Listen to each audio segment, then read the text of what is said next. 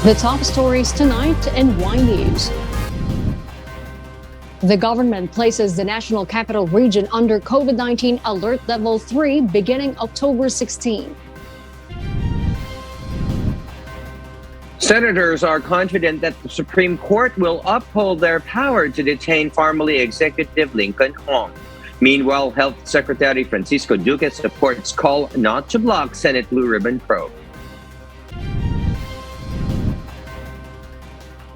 Hospitals anticipate minor hesitancy in COVID-19 vaccination as a challenge. Severe tropical storm Maring, death toll rises to 13. Pag-asa expects 5 to 8 more typhoons until December. Leaders from the world's 20 largest developing countries conducted an emergency meeting on Afghanistan. Australian-made rover to be sent to the moon under new NASA deal. Good evening, Philippines and the world. We are now reporting live from Quezon City. Today is Wednesday, October 13, 2021. I'm Hervin Delgado. Join us in the next hour as we deliver today's top stories around the country and in other parts of the world. I'm Angelo Castro III. We are also seen in 1,935 satellite monitoring centers nationwide and via live streaming worldwide through the UNTV News and Rescue social media accounts and our website, untvweb.com. I am William Theo. In the news.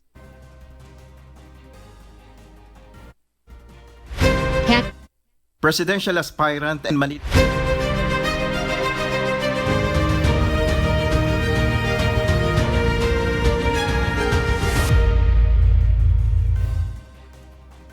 Candidate substitution of political parties became a big issue following the filing of certificates of candidacy last week. But Kamala clarifies placeholders in the upcoming elections are not enough to declare them as nuisance candidates. Nel Maribohok will tell us why. Presidential aspirant and Manila Mayor Isko Moreno is hoping the substitution of candidacy will not be allowed in future elections. He believes this kind of move is just taking people for a ride. Our laws allows it. And I hope someday it will be changed. Now, I don't believe in that. Kasi ang tawag ko dyan, tita, chinuchubibo tayo, pinaglalaruan, chubibo, piniperis wheel, pinapaikot-ikot tayo. Yes. I don't believe that the people deserve it. Vice Presidential aspirant Lito Atienza echoed Moreno's sentiment on the issue. Yung mga substitution, hindi pwede yan nung araw. Eh ngayon pwede talaga magpa-file ng candidacy yung katulong mo, driver mo, dapat reserve mo lang ito, anak. Pagdating ng panahon, palitan kita. Yan laganap mo. Senate President Vicente Sotto III, who is also gunning for Vice President, wants to amend the Omnibus Election Code and remove the provision when a candidate withdraws, which he believes is being abused. Deputy House Speaker Rufus Rodriguez said he would file 2 bills immediately regarding measures banning substitution of candidates and requiring incumbent officials to resign upon the filing of their certificates of candidacy for other positions.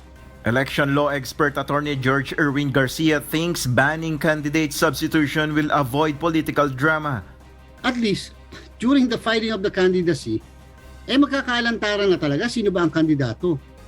Di ba? Wala na yung mga itinatago-tago pa maghihintay pa tayo hanggang November 15 halimbawa para alamin lang kung sino talaga ang tunay na kandidato, final na kandidato.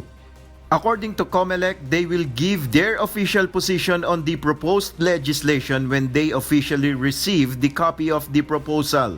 Nel Maribohok, UNTV News and Rescue, we serve the people, we give glory to God. Manila Mayor Isko Moreno has moved forward from the word war with Vice President Leni Robredo. The Acción Democrático standard-bearer declared the issue as water under the bridge. Meanwhile, the camp of Vice President Leni Robredo said that she remains open for unity talks. Robredo spokesperson attorney Barry Gutierrez said the door remains open for conversations, but as of now, their priority and focus is preparing for the actual campaign. Meanwhile, former Vice President and Acción Democrático senatorial candidate Noli De Castro withdraws from the race. De Castro said he realized he would be of great help to the public by continuing his profession in journalism. Mayor Isko Moreno, meanwhile, respects Cabayan's decision to forego his re-entry into national politics and wishes him well, knowing that he will continue to have the best interests of the Filipino people. The Commission on Elections, or COMELEC, confirms receipt of De Castro's withdrawal. Southern Leyte Representative Roger Mercado is the new Secretary of the Department of Public Works and Highways, or DPWH. He was sworn in today by Executive Secretary Salvador Medialdea. Mercado replaces Mark Villar, who resigned last week to run for senator in next year's polls. Meanwhile, attorney Romando Don S. Artes is the new general manager of the Metropolitan Manila Development Authority, replacing Jojo Garcia. He also served as the authority's assistant general manager for finance and administration. The palace is confident that Secretary Mercado and GM Artes will continue to oversee the completion of their department's programs and projects in the remaining months of the current government. Two Senate leaders have expressed confidence that the Supreme Court will uphold the Senate's authority to detain formerly Director Linconn Ong. Meanwhile, Head Secretary Francisco Duque III supports the call of medical professionals not to block the Senate Blue Ribbon investigation. But the Secretary hopes adjustments can be made. Arlene Delgado will tell us why.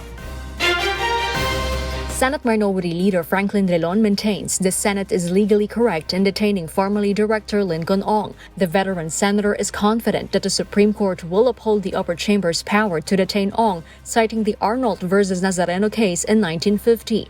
Senate President Vicente Soto III echoes the same sentiment, saying that there are a number of decisions in jurisprudence established from the SC favoring the upper chamber on the same aspect. Meanwhile, Health Secretary Francisco Duque III says he supports the call of medical professionals to continue the Senate Blue Ribbon Committee investigation to ferret out the truth. During the agency's budget hearing, Secretary Duque says he is willing to attend, but suggests that the committee could make time adjustments. You agree with me that your fellow professionals in the medical field were correct in calling upon the executives not to stop and block the Blue Ribbon investigation, Mr. Secretary. Yes, Mr. Chairperson, Madam Chairperson, we are all one in the pursuit of truth and accountability. I'd like to express my appreciation to the good senator for saying that perhaps a reasonable adjustments be done so as we can be able to attend, but at the same time also make sure that we are able to do our jobs. Maybe the frequency, like for example, in 1 week, how many times? Maybe once. Drilon has asked Duque to raise the issue to Executive Secretary Salvador Medialdea to come up with a compromise with Senate Blue Ribbon Committee Chairperson Richard Gordon in a bid to resolve the issue. The Senate Blue Ribbon Committee has yet to announce the next date for the 12th round on the COVID-19 funds probe after it got cancelled on Tuesday. Arlene Delgado, UNTV News and Rescue. We serve the people, we give glory to God. For those watching our 24/7 live streaming on YouTube, please click the subscribe button you see on your screen and ring the bell for notification. You may also follow us on Facebook.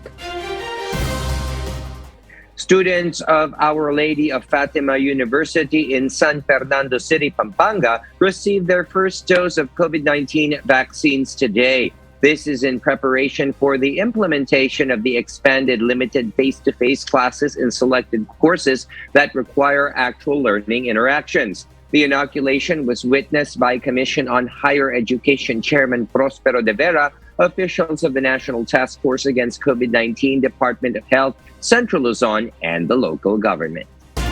Meanwhile, prominent doctors in the Philippines and members of different groups of healthcare workers believe that molnupiravir could help prevent hospitals from getting overwhelmed. However, they still want more information and clinical trial results of molnupiravir. Aiko Miguel reports why. Although Philippine College of Physicians President Dr. Maricar Limpin believes molnupiravir can lessen the chances of getting severe COVID-19 infection and death, they still want to see more data and trial results of molnupiravir. This to prove its efficacy among mild and moderate COVID-19 cases. So ang trabaho kasi niyan ay piniprevent niya yung replication ng virus, which is quite ganun din ang trabaho ng remdesivir, no? It also prevents replication ng virus. So kaya nga tawag natin antiviral. Pero yung mga moderate, yan yung dapat na mas tinitingnan natin kasi yan yung mga most likely pwedeng mag-progress to severe and to even critical. So I really want to see the data. I don't want to just accept kung ano yung sinabi nung company. Molnupiravir, an oral antiviral pill for treating COVID-19, has applied for an emergency use authorization in the United States. Health reform advocate Dr. Anthony Liachon also thinks that this pill that can be taken at home is a game changer and can help prevent COVID-19 cases to progress to severe and critical condition. Malaking bagay siya kasi we will be able to treat yung mga mild cases so that our hospitals will not be overwhelmed. So it's an antiviral drug that will be used for 5 days para sa ganun, hindi lumala yung cases at hindi pa madala na sa ospital. Molnupiravir may soon be available in the Philippines as some pharmaceutical firms sought to distribute it. One of the firms, Faberco, said it will import molnupiravir for hospitals and facilities, given a compassionate special permit by the Food and Drug Administration. Pwedeng i-apply ito ng ating mga hospitals under compassionate special permit. May possibility of course na after silang makakuha ng EUA sa US FDA, ay mag-apply din sila dito sa atin ng EUA. So possible yan siguro baka next month kung matapos nga at makakuha sila ng EUAs doon sa kanilang bansa. Aiko Miguel, UNTV News and Rescue. We serve the people, we give glory to God. 19 vaccination of minors commencing on Friday. One of the challenges they most anticipate from this age group is the children's hesitancy in the vaccination. Asher Gadapan Jr. will tell us why live. Go ahead, Asher.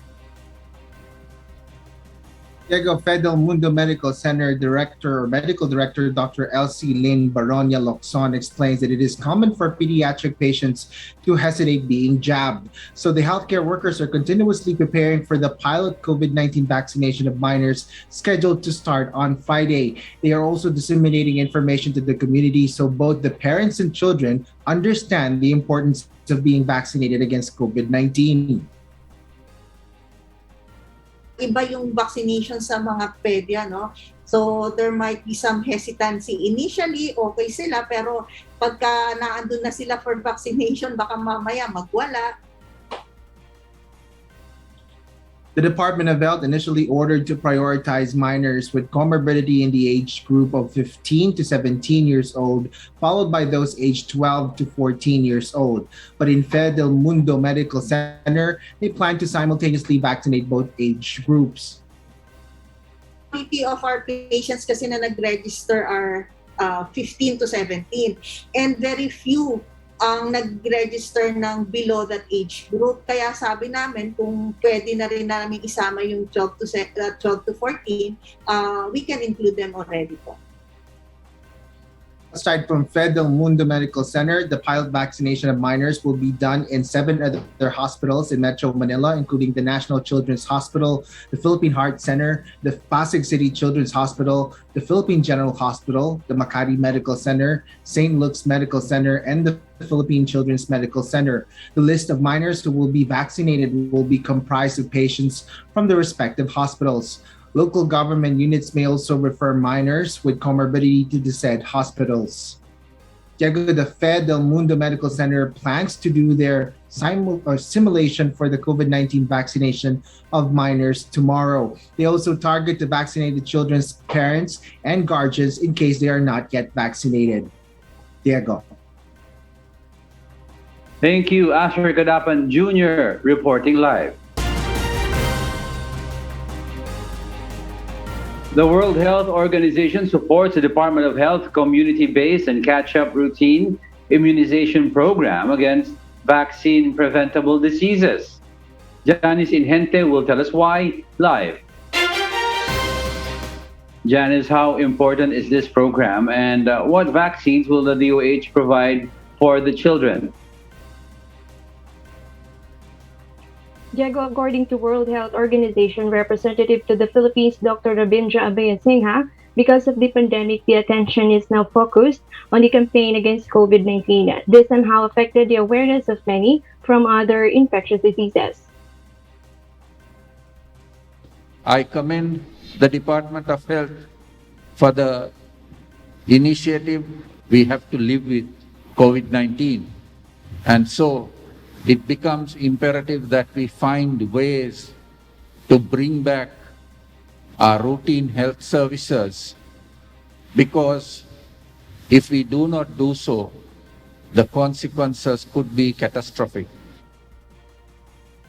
Kasi nga yung vaccination is the best way to prevent itong vaccine preventable disease, yung mga madaling kumalat. And these vaccines are safe and they're proven. They've been around for decades. It's really our key to preventing a twindemic. The health department has ensured that they have sufficient personnel to respond to vaccine-preventable diseases, even though the COVID-19 vaccination is simultaneously conducted. And to provide protection of children, the Department of Health strengthens their routine immunization program against measles, rubella, and tetanus diphtheria, or MRTD, in National Capital Region. DOH NCR launched today a community-based and catch-up routine immunization program to encourage and help parents protect their children against vaccine-preventable disease. The campaign in NCR aims to provide accessible avenue for the routine vaccination of 13 years old and below. Diego, according to data from more than 235,000 population of children in NCR who need immunization, only 57,662 or 24.5% have been vaccinated. Over 100,000 children in Manila who are years old and below have not yet received vaccine against vaccine-preventable diseases. Diego? Thank you, Janice Inhente. For the third straight day, the Philippines reported below 9,000 new COVID-19 cases.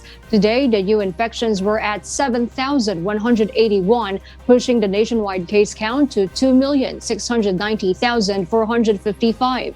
The Department of Health, or DOH, said that the number of active cases in the country is down to 82,411. Of these, 75.3% are mild, 12.1% are asymptomatic, 7.25% are moderate, 3.7% are severe, and 1.6% are in critical condition. Meanwhile, 6,889 new survivors were logged. This brought the recovery tally to 2,567,975. The death toll stood at 40,069, including the 173 new fatalities that were logged by the DOH. The country's case fatality rate remained at 1.49%. Meanwhile, the overall global COVID-19 caseload has reached 238,795,989, while the deaths have surged to 4,867,458, according to the Johns Hopkins University. The U.S. remains the worst-hit country with the world's highest number of cases and deaths at 44,570,588 and 716,479 respectively, according to the CSSE. In terms of infections, India still follows with 34,001,743 cases and 451,189 deaths. In terms of deaths, Brazil comes second with 601,398 fatalities and 21,590,097 cases. For those watching us on YouTube, please click the subscribe button you see on your screen and ring the bell for notification. You may also follow us on Facebook. Mandatory quarantine in a facility for inbound travelers fully vaccinated against COVID-19 is no longer mandatory, provided that they test negative using an RT-PCR test 72 hours before their departure from their country of origin, classified as green country. Presidential spokesperson Secretary Harry Roque clarified they are still required to undergo home quarantine for 14 days. The government, meanwhile, places the National Capital Region under COVID-19 Alert Level 3 beginning October 16. Rosalie Cos details why. As COVID-19 cases continuously decline in the country, the Interagency Task Force for the Management of Emerging Infectious Diseases approved the recommendation to downgrade Metro Manila's COVID-19 alert level. Beginning October 16, the National Capital Region will be placed under Alert Level 3. Based on the guidelines published by the IATF, Alert Level 3 refers to areas wherein case counts are high or increasing and total beds and intensive care unit at increasing utilization. Movement of persons is allowed except for age and comorbidities restrictions as may be determined by the local government units. Intrazonal and interzonal travel may be allowed as well as individual outdoor exercises for all ages regardless of comorbidities and vaccination status. More establishments and activities will be allowed to operate except for those located in areas under granular lockdowns. At maximum 30% indoor venue for fully vaccinated and 50% outdoor venue capacity, operations of venues for meetings, incentives, conferences, and exhibitions, permitted venues for social events such as parties, visitor or tourist attractions such as libraries, museums, amusement parks or theme parks, recreational venues such as internet cafes, cinemas, and movie houses, limited face-to-face or in-person classes for higher education, in-person religious gatherings, dine-in services, personal care establishments, fitness studios, film, music, and television production are allowed. Agencies and instrumentalities of the government shall remain to be fully operational and shall adhere to at least 30% on-site capacity while applying work from home and other flexible work arrangements. However, establishments and activities regarded as high risk for transmission are not allowed, such as face-to-face classes for basic education, except those previously approved. Contact sports, fun fairs, kid amusement industries, venues with live performers and audiences, casinos, cockfighting, and gatherings in residences with individuals not belonging to the same household. Rosalie Cos, UNTV News and Rescue. We serve the people, we give glory to God. National Disaster Risk Reduction and Management Council continues to receive reports of casualties left by severe tropical storm Maring. JP Nunez details why live. JP, what is the latest casualty count of the NDRRMC? Jego, good evening. Deaths caused by severe tropical storm Maring rose to 13, while 9 are still missing and 3 were injured. Fatalities came from Benguet Province and Baguio City, where houses were immersed by landslide during the typhoon. Others came from Ilocos Sur, Cagayan, and Palawan, who were drowned by flash floods. Authorities continue to search for 9 persons still missing, while 3 injured were already given medical attention. National Disaster Risk Reduction and Management Council reported that 6,000 families or 21,000 individuals were affected as Maring hit regions 1 to 3, Mimaropa, Caraga, and Cordillera Administrative Region. Department of Agriculture estimates that almost ₱500 million lost in crops and livestock. 24,000 farmers and fisher folks lost their livelihood. The department assures the farmers and fisher folks to receive assistance from the government. Among them are survival and recovery loan and indemnity fund. Meanwhile, Pag-asa expects 5 to 8 typhoons still to hit the country until December. The Weather Bureau reminds the public to monitor updates and obey disaster officials as evacuation needs occurs to avoid casualty. So pinapaalalahanan natin yung ating mga kababayan na sa ngayon pa lang, since talagang ito ay in-expect na natin na usual trucks at saka hindi natin maiiwasan na magkakaroon pa rin tayo ng bagyo, so karampatang kahandaan ang kailangan natin. Sa ngayon pa lang, we have to see to it na prepared tayo sa mga emergency cases. Magkakaroon na tayo ng mga emergency kit. Halimbawa, magkakaroon tayo ng mga evacuation. At pag sinabihan tayo ng ating mga DRRM officers o mga sa ating barangay na mag-evacuate, kung mayroon na siyang nakikitang mga kailangan natin gawin for emergency to save our lives, wag na tayo Diego, the Weather Bureau said La Nina season may come by October and heavy rainfalls from different parts of the country is expected. That is our latest live. Back to you, Diego. Thank you, JP Nunez. Shipping and fishing operations in areas affected by severe tropical storm Maring have now resumed. In a statement, the Philippine Coast Guard said all passengers, truck drivers, and cargo helpers are now allowed to travel by sea. This goes as well to vessels, motor bancas, and rolling cargoes that were stranded or taking shelter in ports. Philippine National Police Chief Police General Guillermo Eleazar directed all commanders to coordinate with local government units to ensure a safe observance of the holidays on November 1 and 2. PNP will set up police assistance desks in the entry points of each cemeteries and memorial parks. General Eleazar also appealed to the public to follow the health and safety protocols. Nakikiusap din ang inyong PNP sa ating mga kabayan na sumunod sa mga patakaran ito upang hindi maging super spreader ang Undas 2021. Meanwhile, General Eleazar also directed the NCRPO to ensure the strict implementation of the shortened curfew hours across Metro Manila starting today.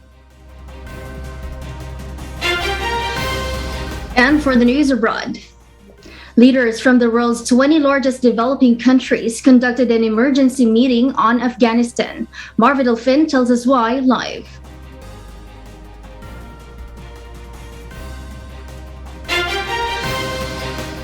Yes, Marvy. Marielle, the virtual summit of the Group of 20 or G20 held on Tuesday was in response to the growing concerns on the humanitarian and financial catastrophe in Afghanistan under the Taliban government. Italian Prime Minister and G20 President Mario Draghi said payment system in the country is essential to provide humanitarian assistance. We have to prevent the economic collapse of the country. Now that means a number of different things. In the near term, we have to make sure that the payment system in Afghanistan doesn't collapse. During the meeting, the European Union pledged $1.15 billion to aid Afghanistan with shelters and vaccinations and its neighboring countries taking in refugees. According to European Commission President Ursula von der Leyen, the Afghans should not pay the price for the Taliban's deeds, so they should send aid to the country. Other countries also committed to support Afghanistan, but there has been no other comparable aid package. Marielle? Marvy, are there other considerations that need to be made before help is delivered to Afghanistan? Yes, Marielle, as of current, none of the G20 countries have officially recognized the Taliban government, so they are avoiding directly giving funds to the Taliban. However, according to Minister Draghi, negotiations would be necessary with the Taliban to get humanitarian aid distributed, but this would not mean they are given diplomatic recognition. Back to you, Marielle. Thank you, Marvin Delfin, reporting live.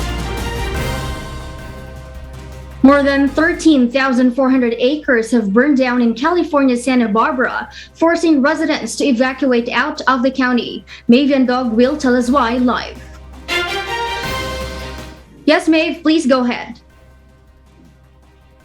Mariel, the Alisal fire, which started on Monday afternoon at 2:30 p.m. in California, has now destroyed over 100 buildings and threatens the home of the state's wildlife. A fire department spokesperson announced in a tweet around 600 firefighters were deployed to eliminate the fire. They were unable to contain the fire at first, but are now gradually making progress with 5% containment. The cause of the fire, which started around the Alisal Reservoir, remains unknown and is still under investigation. For now, major damage to the coast and nearby city Leyte have been avoided as the wind headed takes the fires in the direction towards the ocean. Mariel? Maeve, how often does California experience these wildfires, and are they very common in the state? Yes, Mariel. The western state experiences wildfires every year. Alisal Fire is just one of the latest fires in California, as 4 other 1,000-acre-plus mega fires are still burning. Back to you, Mariel. Thank you, Maeve and Dog, for that live report. Australia's robotics technology expertise has landed the country a new deal with the U.S. Space Agency to manufacture a semi-autonomous rover which will take part in NASA's lunar mission and future journeys to Mars. A $50 million budget will be provided by the Australian federal government to businesses and researchers to help develop a 20-kilogram moon rover. The Australian-made rover will be launched to carry a mission to collect lunar soil samples as early as 2026. NASA will then attempt to extract the oxygen from the lunar samples to assist its plan to establish a sustained human presence on the moon. The Australia and NASA partnership under the Moon to Mars program is expected to contribute to Australia's aim to triple the size of the country's space sector to create thousands of new and high-skilled jobs for Australians. The independent study by the U.S. Preventive Services Task Force, or USPSTF, has published a draft recommendation against the use of low-dose aspirin for older people. Joselito Liquido will tell us why live. Yes, Joselito, good evening. Good evening, Mariel. Initiating the use of low-dose aspirin for age 60 years old and above was found to be of no benefit according to the UN finalized study conducted by U.S. Preventive Services Task Force, or USPSTF. The study has re-evaluated both harms and benefits of using aspirin in the aim of helping healthcare industry, patients, and even legislators to make well-informed decisions. The assessment stated that the use of aspirin increases the risk of gastrointestinal bleeding, intracranial bleeding, hemorrhaging stroke for adults. Although the harm is generally small, it increases for older people and is not recommended to be used for primary prevention of cardiovascular disease or CVD for age 60 years old and above. On the other hand, there is a small benefit seen in initiating low dose of aspirin for primary CVD prevention for people aged 40 to 59 years old. Said study is relevant since cardiovascular disease remains to be the #1 cause of death in the U.S. and is open for comments by the public until November 8. Back to you, Mariel. Thank you, Joselito Liquido, for that live report. And those are the reasons behind the news in other parts of the globe. I am Maria Latoza reporting live from Perth, Australia. Good evening. And before we close, we will leave you with a word, giving glory to God. From the book of Proverbs, chapter 29, verse 23. It says, "A man's pride shall bring him low, but honor shall uphold the humble in spirit."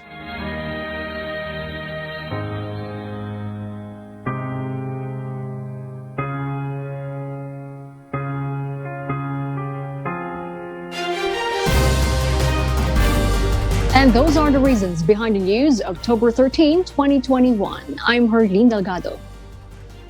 Reasons we deliver to you as they unfold, Evangelo Castro III. And because we need to know, we will always ask why. I am William Theo. We serve the people. We give glory to God. Yes, Mr. Chairperson, Madam Chairperson, we are all one in the pursuit of truth and accountability. I'd like to express my appreciation to the good senator for saying that perhaps a reasonable adjustments be done so as we can be able to attend, but at the same time also make sure that we are able to do our jobs.